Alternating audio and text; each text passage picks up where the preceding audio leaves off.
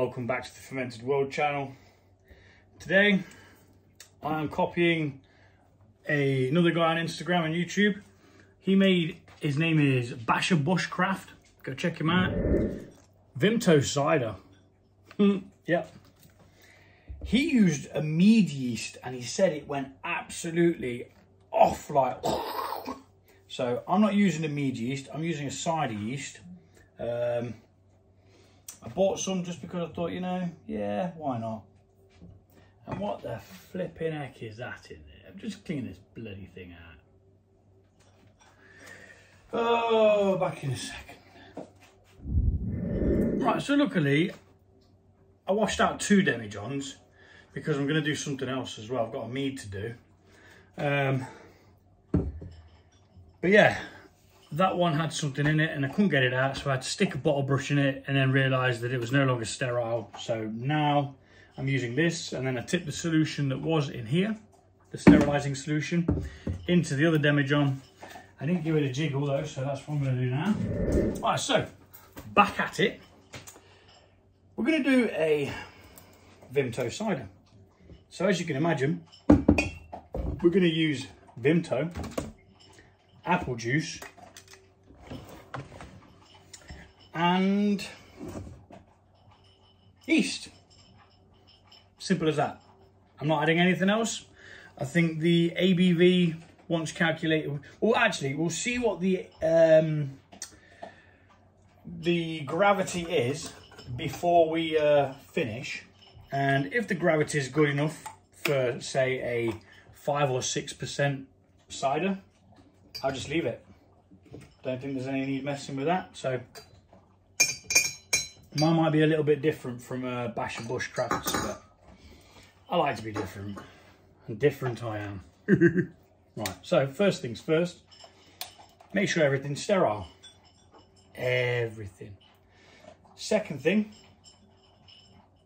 make sure that the people that are watching you can see what you're bloody doing and it's not blocked off with a load of flipping apple cartons. Right, so in goes the Vimto. Just using normal Vimto, not the low sugar one. We want the sugars because we need it to ferment. Now if you do use the other one, you will get a fermentation and it will have alcohol in, but first of all it won't have much, and second of all you'll have a lot of residual sugars sat around at the end of it. Thus being, they use sweeteners in them instead. So they take some of the sugar out and put sweeteners in them, the reduced sugar ones, just to keep them tasting the same. So that was a litre of Vimto. I estimate about 3.5 of these. Oh my days, typical, isn't it? I picked the one that's been flipping glued shut. It's all gonna go very wrong. It's all gonna go very wrong. I'm gonna get covered in apple juice. I'm all right. In with your apple juice. What I am gonna use is something called pectolase, which is a enzyme that breaks down pectin, which is a protein that's found in fruit, which creates things to go hazy. And by using pectolase, if I am right, I think it then turns it into a fermentable. It turns that pectin haze fermentable, thus making the beverage clearer. Now I've just remembered that I have an ingredient that I needed to use up, which just so happens to be some dried apples. So they're going in there as well. We'll weigh them, see how much we've got. But first, we'll continue with the apple juice. At least that one bloody opened. So in with the apple juice. Well, I'm going to speed this up because this is a bit boring.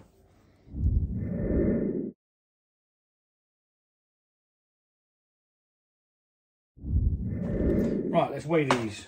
See what we've got of these. I still can't find my little scales. Don't know where they're bloody gone to. Kids have probably been playing with them. Or it was when I tidied my cupboard, which is why now I can't find it. Here we go. These are a bit more sensitive. Got a small glass as well to measure or weigh out 5 grams of yeast, because I've got a very big pack of yeast. 100 grams. It was just worked out better, and I'm going to do a couple of ciders to be fair, because the lavender one I did, I'm actually drinking it over here actually. The lavender one I did with butterfly PT, it actually turned out quite nice. It's flat, it's not carbonated. Well, I'll say that, but it has got a very low carbonation. Right, so how much dried apples have we got? 98 grams. So if you're going to do it, do 100 grams, because that's probably what I thought I took out of it last time, unless they've dried a little bit once the packet's been opened. That is a possibility. I remember now that when I used these before, these dried things, they did give off some haze, which reminds me to get the pectolase out. It all comes together eventually. Just takes a lot of bloody time. So when I use this in a cider, which is a mead that uses apple juice instead of water, it was really nice, but these were all in big chunks. And it was such a pain in the backside to get the bloody things out after. I was there poking and prodding and pulling, and I nearly lost my temper with it. So I'm just going to cut them up a little bit finer, and that's not a bad thing, because it'll mean they'll move around more, release more flavour. Now, I probably should put these in at the end, like, you know, like in secondary, but I want the flavour from these. And I think because my cider there was a rescue, it was actually, I tried to make a fudge cider, I think it was. Yeah, just because I'm stupid. So the first cider I ever decided to try and make was a fudge cider, and it didn't go very well. So I had to rescue the liquid that I could from it, thus making the lavender PT one. So we're just dropping this in. We've got 3 litres of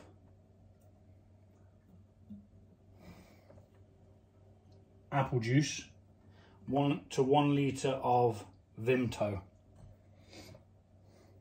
We're going to bash this in, and we're going to take a hydrometer reading. I don't know whether I'm going to add any more, because when you add fruits, they raft, they congeal together and float to the top. And I don't want it to do that. I'd sooner be on the side of caution. Why's that going in me flipping jobby there? I don't need that. So, the question you've got to ask yourself is that enough?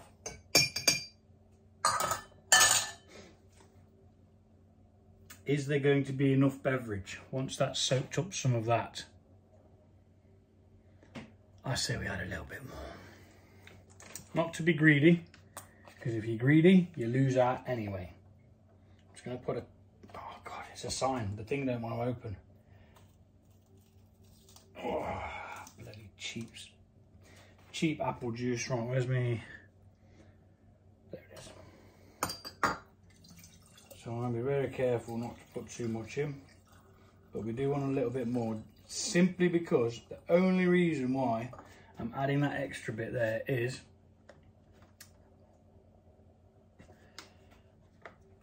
when these dry fruits are going to swell up, and once they've swollen, they will... Let's get some air in there, actually, that'd be a good idea. Yeah, once these have swollen, they would have soaked up some of the apple juice, so you do lose some anyway. So what they give in flavour, they take away in a bit of volume, but you got to take that loss to get the good flavour in. Which also reminds me, I'm going to put some raisins in for a bit of tannins, which can be described as like a dry sensation, something that gives it a bit of definition, a bit of spark maybe. So I normally use about half a handful ish, quarter of a handful, not much, you don't need many, just enough. Yeah, about half a handful. In it goes. And if you've got a dog, be careful when you drop in, if you do drop any of these, because that's not going in there now. And let's just wrap that back up. Because raisins are bad for dogs, very bad, poisonous in fact. If you didn't know that, Google it.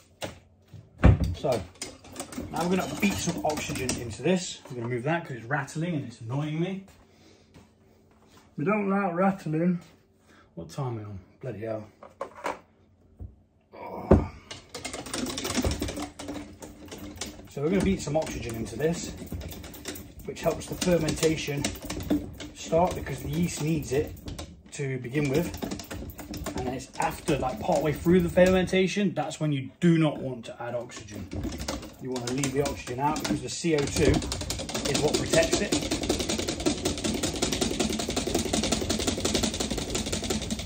Lovely foaming. Yeah, there we go. I think that would safely say that that is mixed. Now I've got my new turkey baster, which I'm going to use to test the gravity of the...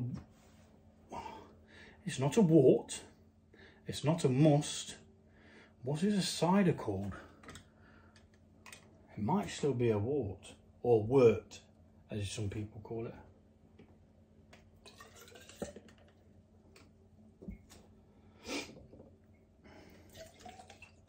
So the only problem with this turkey baster is it doesn't hold as much as the old one did. But that doesn't matter. It doesn't matter. So let's have a look what we've got to play with.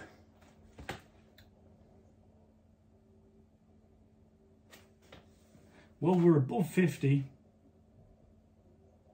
50 bloody thing. 50, it's gone again.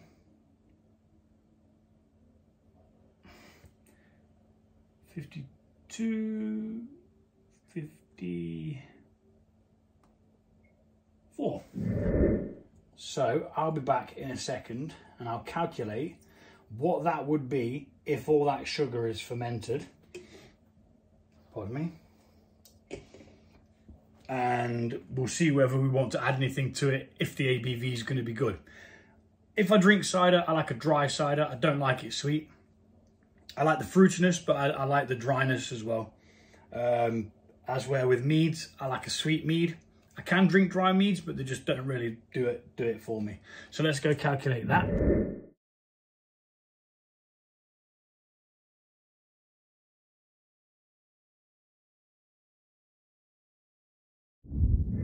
Okie dokie.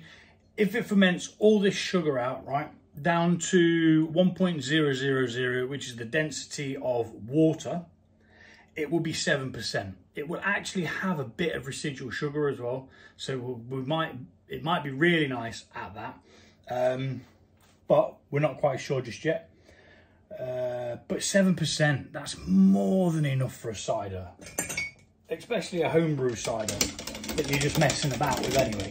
So yeah, I'm gonna mash that up a bit more.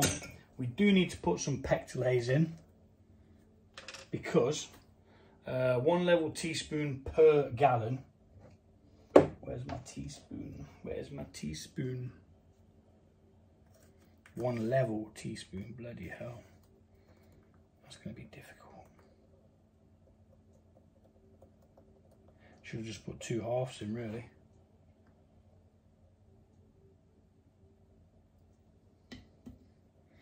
Okay, that's the pectolase in.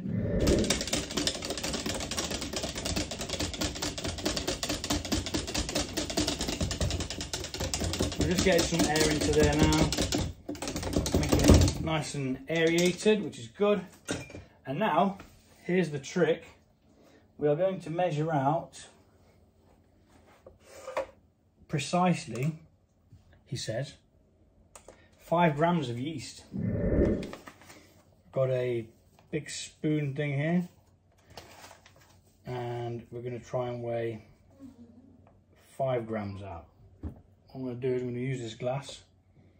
I'm going to tear the glass out, or tear, whatever it's called, and then that's a lot of yeast. That's a hell of a lot of yeast.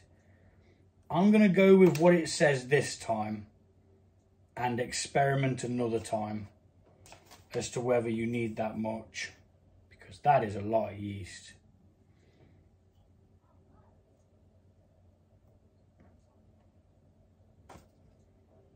Right, that's 5 grams.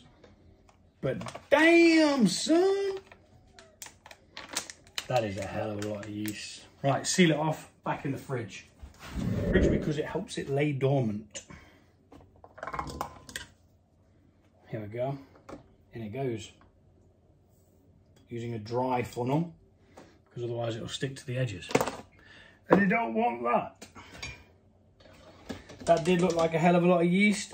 I don't really brew cider. I don't know a lot about cider, so I could be wrong. That might be an insufficient amount as far as cider's brewing.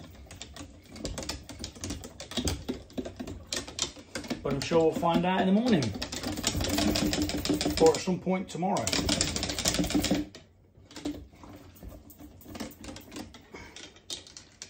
There we go, gravity of 54. Now we add a airlock, which I hope there's some more sanitizing liquid over there to put in it, because we need it. Yeah, there is, which is nice. Airlock with a bit of sanitary liquid in, sanitizing liquid, and I always use a laggy band with this type of airlock, because these are very old. All this fermenting kit used to, you know what I'm actually going to do? I'm going to bang some more air in, just because it's good for it. So put your thumb over the bung and get some stick, just like that, just to make sure that it's all happy. We like happy ciders, if there's such a thing. I'm not a big cider drinker, but I'm a brewer, so I like to brew things. I once tried to brew a can of Dr. Pepper have alcohol in it. It did have alcohol in it, but it tasted like absolute ass and loads of residual sugar because I overdid it. But yeah, I tried it and it worked. It did have alcohol in it. It just didn't taste very nice. Vimto cider. We'll keep an eye on it. We'll check it in probably about a week, see what it's doing. Or unless we see that there's no pressure in the airlock, then we'll finish it sooner. Stop it sooner. But yeah, Vimto cider. Take it easy. Thanks for watching.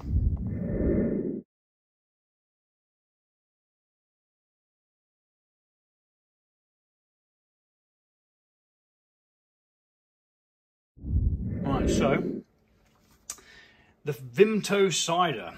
This is a little add-on for the end of the video. Pitched the original yeast on the 18th. Went on holiday for the weekend. Came back and there was absolutely no activity in the airlock whatsoever. No bubbles, no nothing. Repitched another 5 grams of yeast, approximately 5 grams of yeast, and we finally got a fermentation. Bits that you can see wobbling around in there and floating about, that's just bits of the apple that's disintegrating. But yeah, we've got a fermentation going on. It's not that active, not all that active at all. but a fermentation nonetheless, which is what we need. So fingers crossed it'll taste nice.